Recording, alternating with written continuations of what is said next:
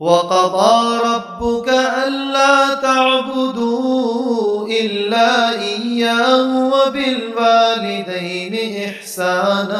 السلام علیکم ورحمۃ اللہ وبرکاتہ۔ الحمد للہ رب العالمین والعاقبۃ للمتقین وصلی اللہ تعالی علی خیر خلقہ محمد وعلی آلہ واصحابہ اجمعین، اما بعد۔ محترم ناظرین،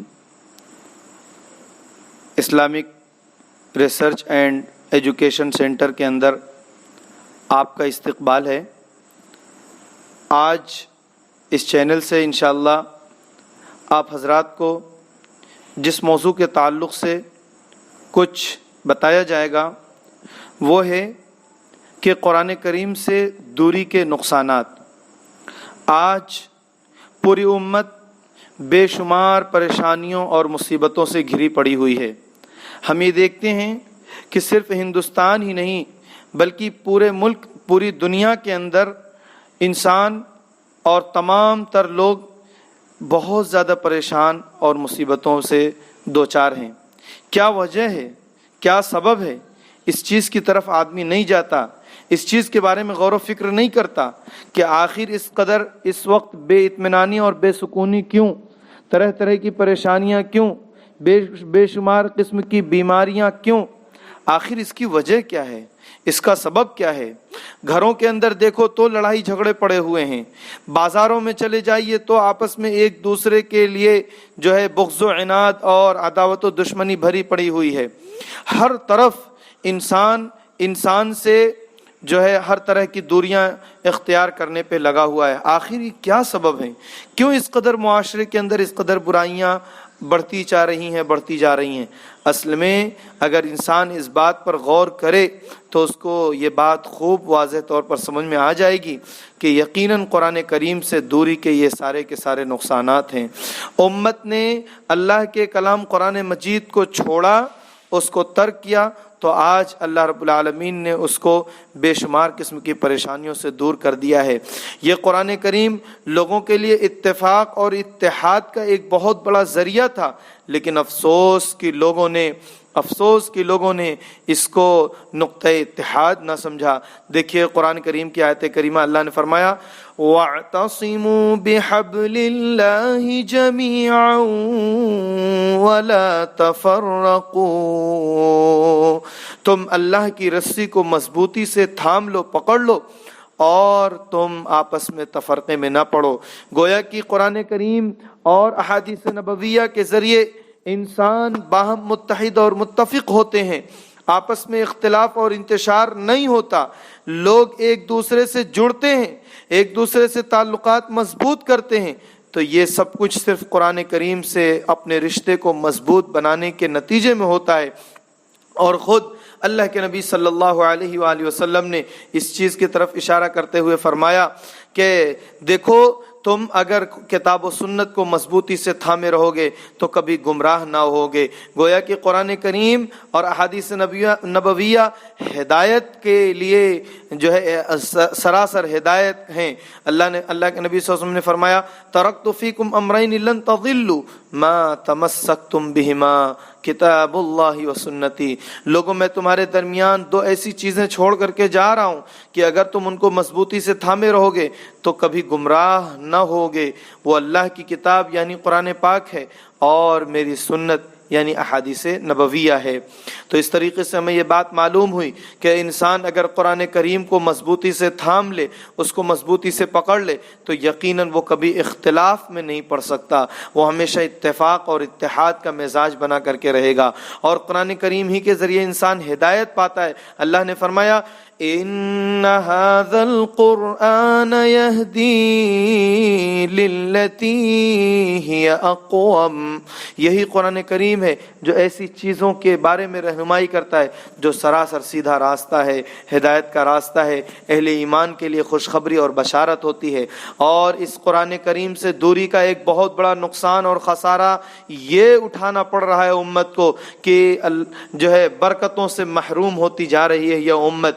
دیکھیے قرآن کریم سے جڑ کر اس سے اپنے رشتے کو مضبوط بنا کر کے اس کی تلاوت کے ذریعے سے، اس کے افہام و تفہیم کے ذریعے سے، اس کے درس کے ذریعے سے انسان برکتیں حاصل کرتا ہے۔ اللہ نے فرمایا کتاب انزلناہ الیک مبارک لیدبروا آیاتی ولیتذکر اولو الالباب۔ یقیناً ہم نے قرآن کریم اس کتاب کو نازل کیا کہ خوب خیر و برکت والی یہ کتاب ہے تاکہ تم اس سے نصیحت حاصل کرو، لیدبروا آیاتہ، تاکہ تم اس کی آیتوں میں خوب تدبر کرو، غور و فکر کرو اور تم اس سے نصیحت حاصل کرو۔ گویا کہ قرآن کریم لوگوں کے لیے خیر و برکت کا باعث ہے، لیکن افسوس کہ لوگ اس کو ترک کیے تو برکتوں سے محروم ہوتے گئے۔ آئیے آپ کو یہ بھی بتاتا چلوں کہ اس کی تلاوت پر کس قدر اجر و ثواب ہے، اور ہم نے جو اس کی تلاوت چھوڑی تو اللہ رب العالمین کی طرف سے اس کے اجر و ثواب سے بھی محروم ہوتے رہے۔ اللہ کے نبی صلی اللہ علیہ وآلہ وسلم نے فرمایا خیرکم من تعلم القرآن وعلمہ، تم میں سب سے بہتر وہ شخص ہے جو قرآن کو پڑھے اور پڑھائے، سیکھے اور سکھائے۔ اللہ کے نبی صلی اللہ علیہ وسلم نے اس روئے زمین پر سب سے بہتر شخص اس آدمی کو قرار دیا جو قرآن کریم کو سیکھتا اور سکھاتا ہے۔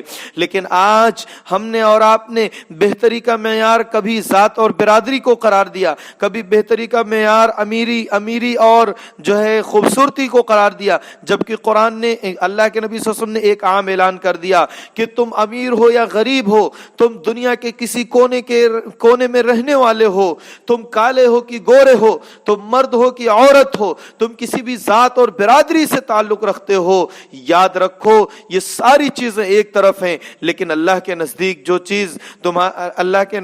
چیز بہتری کا باعث ہے، یعنی جو تم میں سے سب سے بہتر وہی شخص ہو سکتا ہے اللہ کے نزدیک جو قرآن کو پڑھتا ہے اور پڑھاتا ہے۔ اسی طریقے سے نبی پاک صلی اللہ علیہ وسلم نے یہ بھی فرمایا کہ ایک ایک حرف پر اللہ کی طرف سے 10 نیکیاں ملتی ہیں۔ انسان قرآن کریم کی تلاوت چھوڑ کر اس کی نیکیوں سے محروم رہ جاتا ہے۔ افسوس کی یہ بات نہیں سمجھ پاتا۔ جو ہے آخرت میں جنت کے اندر مزید جن کے رتبے اور جن کے درجات بلند کیے جائیں گے وہ لوگ ہوں گے جو قرآن کریم کو پڑھتے جائیں گے ترتیل کے ساتھ۔ نبی پاک صلی اللہ علیہ وسلم نے فرمایا، ترمذی شریف کی روایت ہے کہ یقال لصاحب القرآن، جو قرآن کو یاد کیے ہوگا جنت میں اس شخص سے کہا جائے گا اقرأ ورتقی ورتل کما کنت ترتل فی الدنیا، پڑھتے جاؤ چڑھتے جاؤ، ترتیل کے ساتھ پڑھتے جاؤ جیسے تم دنیا میں پڑھتے جا رہے تھے، اور یاد رکھو تمہارا مقام، تمہارا درجہ اس جگہ تک ہوگا جہاں تم پڑھتے پڑھتے رک جاؤ گے۔